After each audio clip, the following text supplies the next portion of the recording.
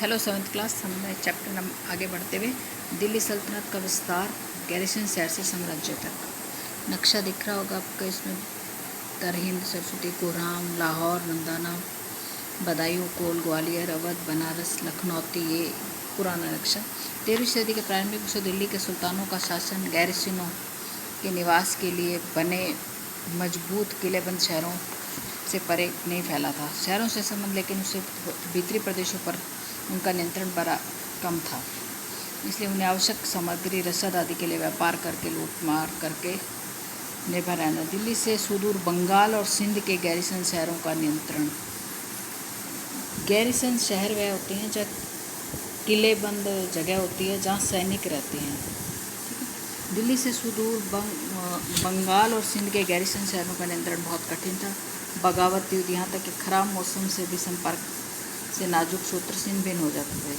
शासक को अफगानिस्तान से आने वाले हमलावरों और सूबेदारों से चुनौती मिलती रहती थी, जो जरा सी कमजोरी का आभास मिलते विद्रोह का झंडा खड़ा कर देते थे।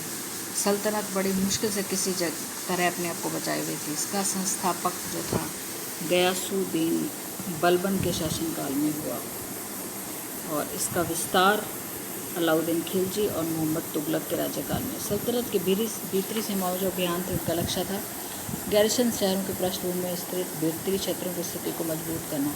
इन अभियानों के दौरान गंगा यमुना के जो दोआब से जंगलों को साफ कर दिया, शिकारी सिंहों को, चरवाहों को उनके पर्यावास से खदेड़ दिया जहाँ वो रहते थे। वह जमीन किसानों को दे दी गई और कृषि कार्य को प्रोत्साहन दिया गया। व्यापार मार्गों को सुरक्षा उन्नति की खातिर नए किले, गैरिसन शहर बसाए गए।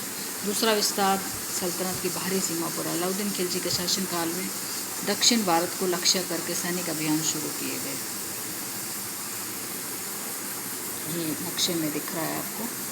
तो मोहम्मद तुगलक के समय अपनी चरम सीमा पर पहुंचे हुए इन अभियानों में सल्तनत की सेनाओं ने हाथी, घोड़े, गुलाम, मूल्यवान वस्तु अपने कब्जे में ली।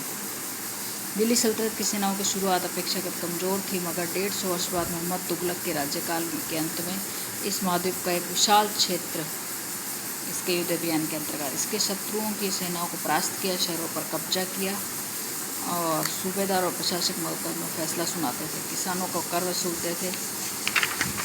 और आगे ये जो नक्शा है, ये अलाउद्दीन खिलजी का दक्षिण भारत का अभियान था।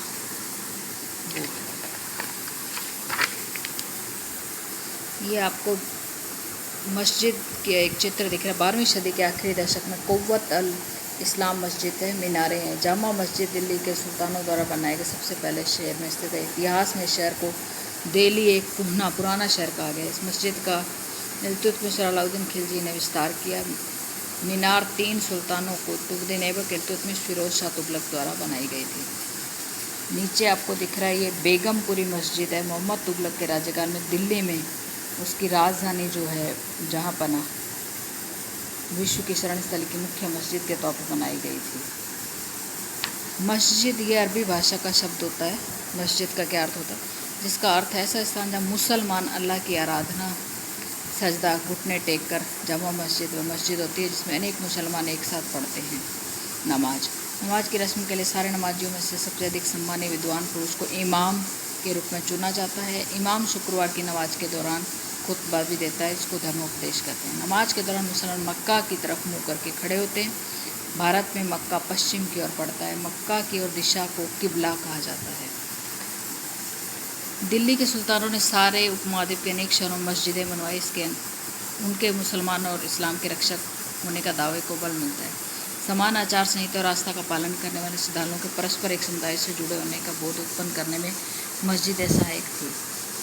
ये मोट की मस्जिद है जो सिकंदर लोदी के शासनकाल में मंत्री ने बनाई थी। ये कमाली की मस्जिद है जो 1520 के दशक में बनाई गई थी। आगे का चैप्टर नेक्स्ट वीडियो में हम करेंगे।